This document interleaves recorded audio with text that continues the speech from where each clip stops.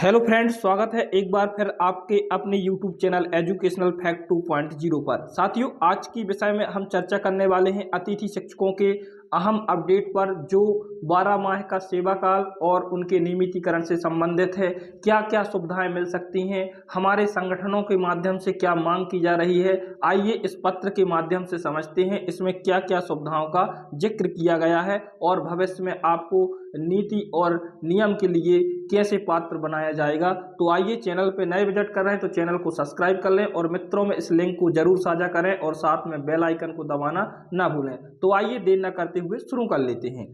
तो देखिए इसमें क्या लिखा हुआ है।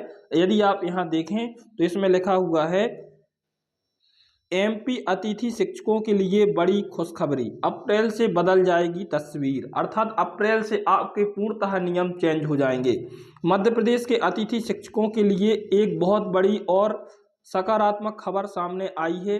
स्कूल शिक्षा मंत्री राव उदय प्रताप सिंह जी ने अतिथि शिक्षकों की लंबे समय से चली आ रही मांगों पर गंभीर रुख अपनाते हुए कई महत्वपूर्ण घोषणाएं की हैं। अर्थात हमारे जो शिक्षा मंत्री हैं राव उदय प्रताप सिंह, उन्होंने अतिथि शिक्षकों की बातों को सुनते हुए उनकी मांगों को जहन में लिया है और उनके समकक्ष बहुत सारी घोषणाएं की हैं। आइए क्या घोषणाएं हैं। प्रमुख घोषणाएं जो आपके लिए जानना जरूरी है। सबसे पहले 12 माह का कार्यकाल। अब अतिथि शिक्षकों को केवल कुछ महीनों के लिए नहीं बल्कि पूरे 12 महीने की सेवा का अवसर मिलेगा। इसका प्रस्ताव जल्द ही कैबिनेट में लाया जाएगा। अर्थात उन्होंने कहा कि अब अतिथि शिक्षकों को बीच में हटने का कोई डर नहीं रहेगा। इसके लिए आपको हम जल्द ही कैबिनेट में स्वीकृति दिलाएंगे और साथ में आपको 12 माह का सेवा काल अप्रैल से प्राप्त हो जाएगा। आइए और आगे देखते हैं, आगे क्या लिखा हुआ है। आगे देखें तो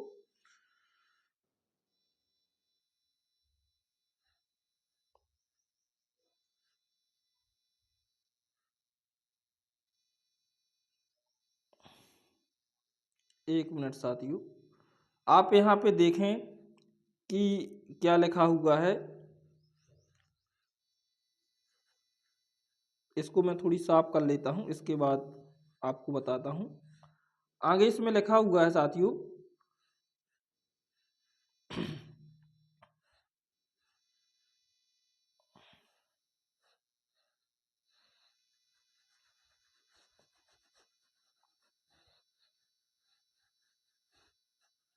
तो हम बात कर रहे थे कि नियमित शिक्षकों की तरह अवकाश आगामी अप्रैल से माह माह से अतिथि शिक्षकों को नियमित शिक्षकों की तरह सीएल, आकस्मिक अवकाश, ईएल, अर्जित अवकाश और मातृत्व अवकाश की जैसी सुविधा भी प्राप्त होने वाली है। तो साथियों, आपको जो अवकाश की सुविधाएं हैं वो भी अप्रैल से मिलने लगेंगी। चाहे उसमें आप मातृत्व अवकाश देखें, चाहे पितृत्व अवकाश देखें, वो चाहे आकस्मिक अवकाश देखें, आपको 13 प्रकार की सीएल, ईएल जो भी होती हैं आपको प्राप्त हो जाएंगी। ऐसे हमारे शिक्षा मंत्री जी का बयान है। आइए और आगे देखते हैं, आगे क्या लिखा हुआ है। आगे देखें तो इसमें लिखा हुआ है, पद सुरक्षा, जॉब सिक्योरिटी। मंत्री जी ने स्पष्ट किया है कि यदि किसी पद पर नियमित शिक्षक की नियुक्ति होती है तब भी संबंधित अतिथि शिक्षक को पद से पृथक नहीं किया जाएगा। अर्थात कि यदि आपके पद पर कोई रेगुलर टीचर आता है तब भी आपका पद सेफ रहेगा। आइए और आगे देखते हैं क्या लिखा हुआ है। वेतन वृद्धि और आरक्षण। सरकार अतिथि शिक्षकों के वेतन में बढ़ोतरी और भर्ती प्रक्रिया में उनके 50% आरक्षण को और बढ़ाने पर विचार कर रही है। साथियों, अभी वर्तमान में जैसा कि आपको पता है 50% आरक्षण का नियम लागू है, उस पर भी बढ़ोतरी करने के लिए सरकार सोच रही है और आपके लिए कोई नियम और नीति बना रही है। आइए और आगे देखते हैं, आगे क्या लिखा हुआ है। आगे देखें तो इसमें लिखा है, यह अतिथि शिक्षक के संघर्ष और धैर्य की एक बड़ी जीत की ओर इशारा है। शिक्षा मंत्री जी के इन आश्वासनों का प्रदेश भर में शिक्षक के संगठनों ने स्वागत किया है।